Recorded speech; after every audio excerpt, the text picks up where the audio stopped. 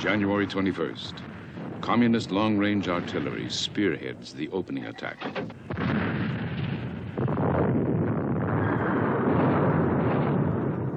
On this first day, a direct hit on the ammo dump. There will be 11 more weeks of siege.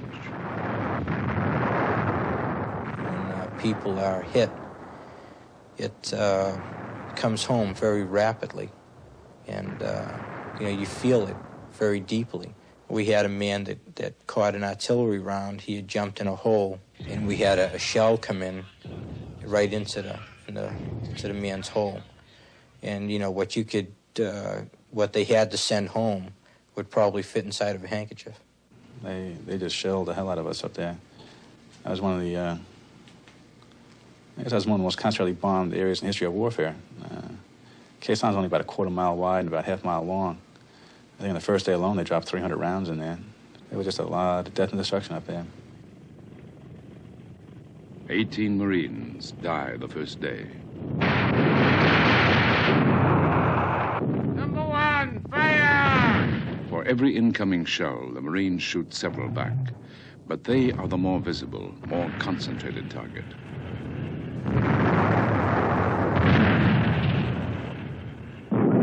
The early plight of Khe Sanh's defenders draws press and public attention. It quickly becomes the major war story. Press analyst Peter Braystrup.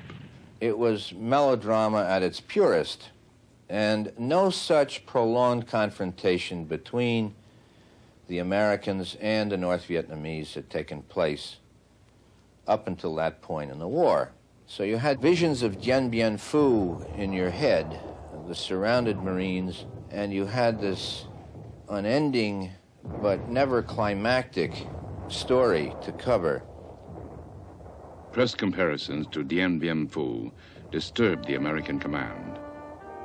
This battle, lost by the French 14 years before, is the symbol of Western military failure in Vietnam. Dien Bien Phu, like Khe Sanh, was an isolated base that had to be supplied by air. Here, too, the communists had a superior encircling force. Artillery bombardment devastated Dien Bien Phu. The victor at Dien Bien Phu, General Bo Nguyen Giap, has planned the siege of Khe Sanh. The similarities are irresistible to the press. Every new reporter who came up said, tried to equate it to Dien Bien Phu. And I kept trying to tell him, and I'll tell you today, that the comparison is not good. Unlike the French, the American defenders at Khe Sanh heavily outgunned the communists, and the American command is confident it can hold the surrounding hills, which the French did not.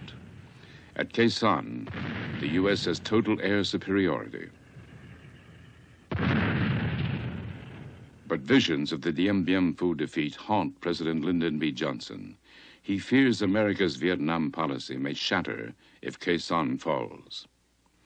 The president demands a formal paper from the Joint Chiefs of Staff, signed in blood, as he put it, that Khe Sanh can be held.